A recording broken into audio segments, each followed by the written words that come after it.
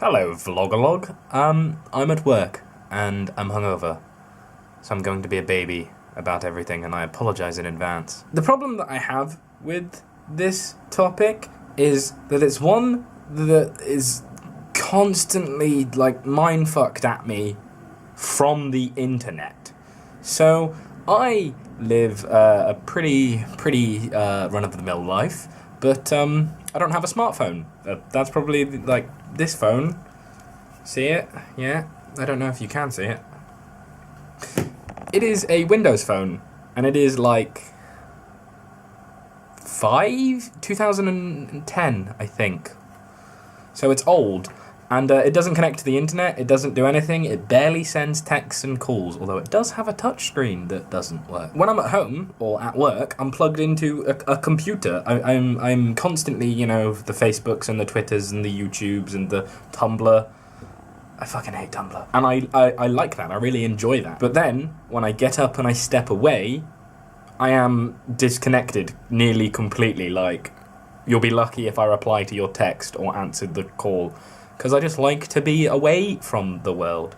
I mean, the only reason that I still carry a phone with me, rather than just go and completely fuck it, is, you need one in case I get stabbed.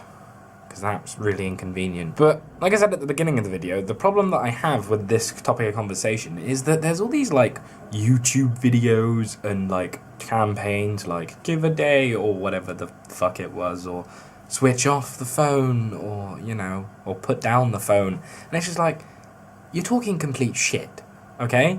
Because let's just take a step back here and acknowledge that you can be, well, okay, that's probably a bit of an exaggeration, but the most productive time you will have is sat in front of a computer doing a thing, because you can do it faster, more effectively, and more cost-effectively in front of a computer than you ever could if you didn't have a computer and the internet. So can we stop pretending that without the computer and the internet we're somehow superior? It's not a problem with the technology. You can't blame a tool for making you a tool. Wow, that was words there. I am a wordsmith, craft poet. But you can't be oh no, it's technology's fault. No, it's your fault for being a fucking idiot. Quite frankly, if you're going to sit down at the dinner table with people who you've known your entire life and love and respect, and go on your smartphone instead, the smartphone isn't the problem. You're just a twat. Sorry, but yeah. You see these people who go to pubs, places where all you actually do is get drunk and have really long chats with the people you've decided to go to the pub to, and instead of talking to the 5 people around them, they're on their smartphones. They're all on their smartphone. That's not technology's fault. That's just your fucking fault for being an arse. I don't get where people try and put the blame on being connected all the time. You can be connected all the time and just, not be on Twitter 24/7, but Twitter is still in your pocket. Quite frankly, if you want to spend your entire life in the internet, I totally fucking get that. The internet is amazing and awesome, and rainbows and things happen there all the time. Whereas rainbows in the north of England never happen. It's all just misery and grey. Misery and grey. Can we stop pretending that either staying on the internet or never being on the internet are the two, one is superior in some way?